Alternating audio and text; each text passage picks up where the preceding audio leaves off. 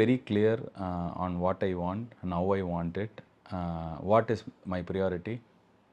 இப்போ someone fought with me a couple of days before, saying that I might have blocked them in Instagram. Okay. Which I had no clue.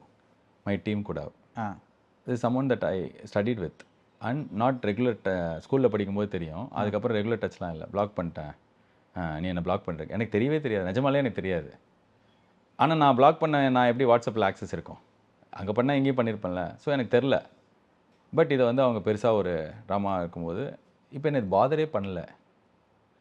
இது வந்து நான் சும்மா ஒரு எக்ஸாம்பிளுக்கு சொல்கிறேன் உங்களுக்கு. இது மாதிரி நம்மளை பாதர் பண்ணுறதுக்கு நம்மளோட ரியாக்ஷன் இதுவாக இருக்கணும் அப்படின்னு எதிர்பார்த்து நம்மளை நிறைய ட்ரிகர் பண்ண நடக்கும். அது ஒர்க் வைஸும் சரி.